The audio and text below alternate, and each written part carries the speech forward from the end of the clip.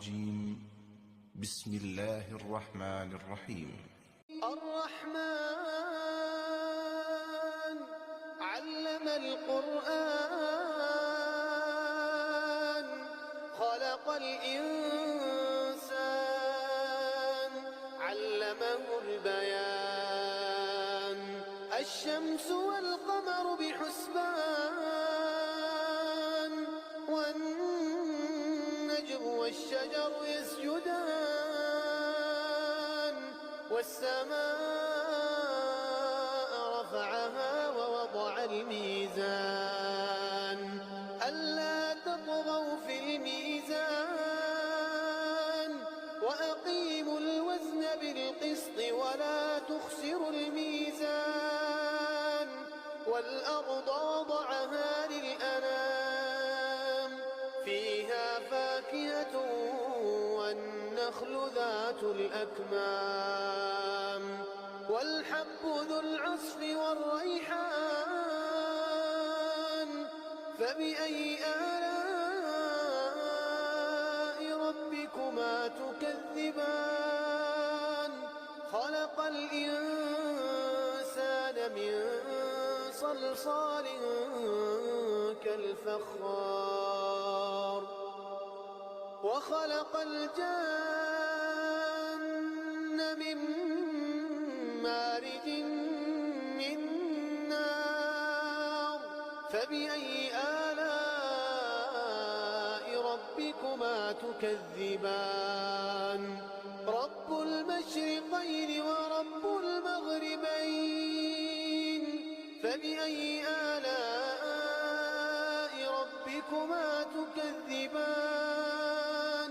مرج البحرين يلتقيان بينهما برزخ لا يبغيان فبأي آلاء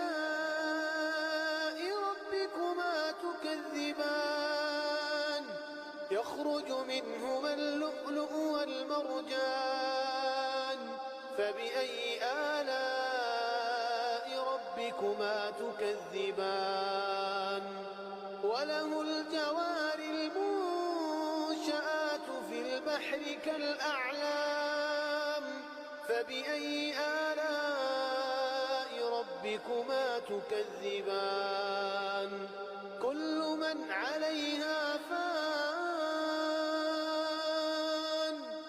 ويبقى وجه ربك ذو الجلال والإكرام فبأي آلاء ربكما تكذبان يسأله من في السماوات والأرض كل يوم هو في شأن فبأي آلاء ربكما تكذبان سنفرغ لكم أيها الثقلان فبأي آلاء ربكما تكذبان يا معشر الجن والإنس إن استطعتم أن تنفذوا من أقطار السماوات والأرض فانفذوا لا تنفذون إلا بسلطان فبأي آلاء ربكما تكذبان يرسل عليكما شواظ من نار ونحاس فلا تنتصران فبأي آلاء ربكما تكذبان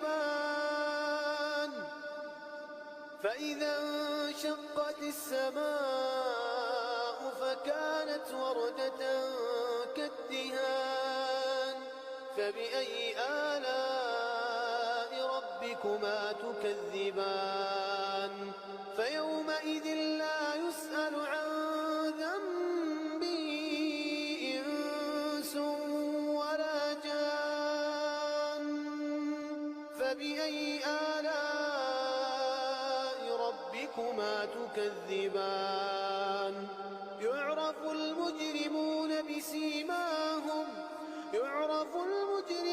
بسيماهم فيؤخذ تؤخذ بالنواصي والأقدام.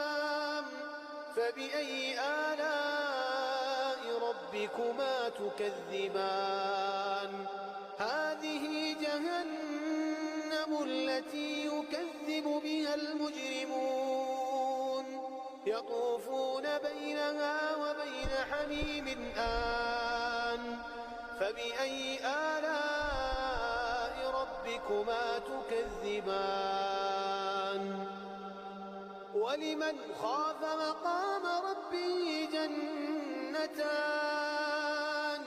فبأي آلاء ربكما تكذبان؟ ذواتا أفنان.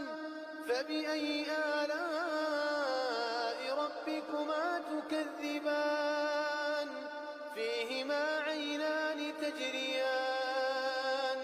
فبأي آلاء ربكما تكذبان؟ فيهما من كل فاكهة زوجان. فبأي آلاء ربكما تكذبان؟ متكئين على فرش بطائنها من استبرق وجنى الجنتين دان. فبأي آلاء ربكما تكذبان؟ فيهن قاصرات الطرف لم يطمثهن إنس قبلهم ولا جان.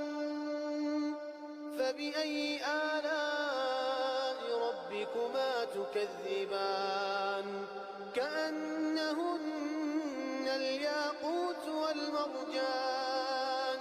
فبأي آلاء ربكما تكذبان؟